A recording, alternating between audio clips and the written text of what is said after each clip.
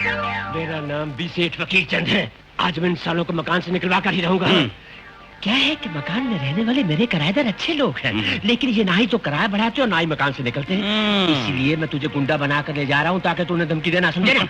मैं कहूँगा मकान खाली करो और फिर कहूँगा पहलवान काट डाल। तू क्या करेगा? मैं एक एक को अपने दांतों से काट डालूंगा। अबे साले, तुझे गुंडा बना कर लाया हूँ कि कुत्ता बना कर लाया हूँ? ये क्या किया तूने?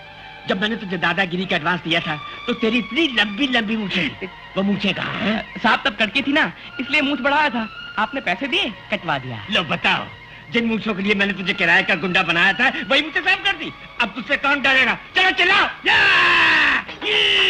अंदर कौन है? बाहर निकलो किराएदार। तुम लोगों के साथ अब नहीं दिखाने की, अब जुल्म करने आया हूँ। तबाही मचा दूंगा, खून की नदियां बहा दूंगा। और बाहर निकलो। अरे सेठ जी, आप आइए आइए, बहुत दिनों बाद आए। चाची कैसी है? ठीक तो है ना? अरे हाँ, सुना कि बेटी सियानी हो गई है, शादी कर डाली उसकी। अच्छा अब मैं चलती हूँ, बहुत सा काम करना है। अरे ये लड़का कौन है? बहुत शर्मिला है बेचारा। अबे ओ साले उल्लू के पट्टे, मैं तुझे खूनी गुंडा बना कर लाया हूँ, वो तुझे लड़का कहकर चलेगी, शर्मिला बना कर चलेगी। चल सीधा। आइए आइए सेठ फकीरचंद जी, आइए। वहाँ घर में हमारे बदनसीबी की लानत है। कभी हम उनको, कभी अपने सड़े हुए घर को देखते हैं। बहुत दिनों बाद आए। कहाँ थे? जेल में थे क्या? How do you do?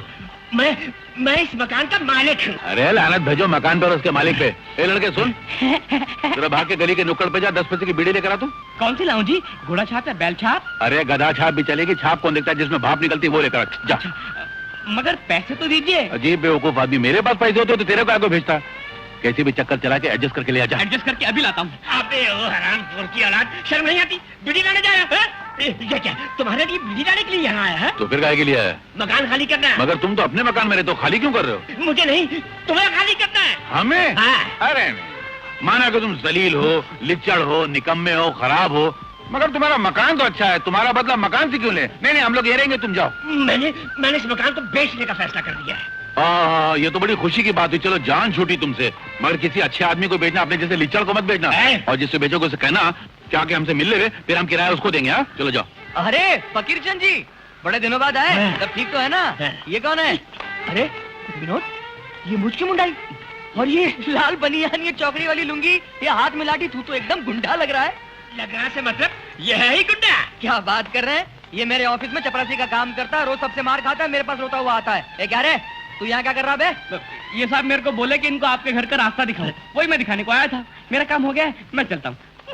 अबे ओ! और बताइए फकीरचंद जी, क्या खबर है? अब क्या बताएं, सब किए किराए पर पानी फिर गया।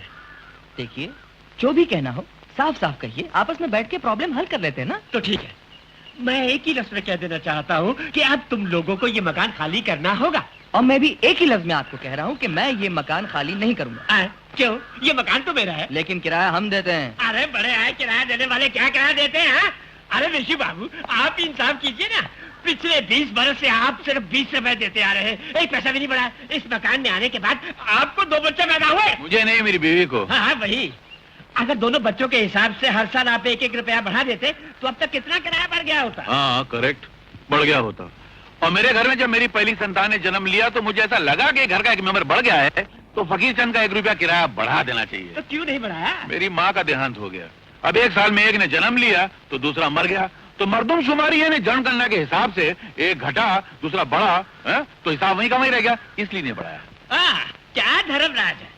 उसके बाद जब तुम्हारा बेटा शामू पैदा हुआ था तो फिर क्यों नहीं बढ़ाया? उस वक्त कौन मरा था? तुम्हारा बाप मर गया था। क्या कहा? याद करो, जिस साल मेरा बेटा पैदा हुआ था उस साल तुम्हारा बाप मरा था कि नहीं?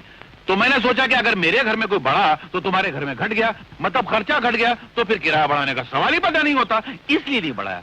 इसीलिए तुम्हें कोई नौकरी नहीं देता, हमेशा उल्टी सीधी बातें करके दूसरों का दिमाग दीमक की तरह चाट डालते हो। सेठ फकीरचंद कचरादार, अगर मुझे कोई नौकरी नहीं देता तो उसमें मेरी नहीं, उन लोगों की बदकिस्मती है। जैसे आज तुम मुझे मकान से निकाल रहे हो तो इसमें मेरी नहीं, तुम्हारी बदकिस्मती है। किसकी बदकिस्मती है? तुम्हारी बदकिस्मती है।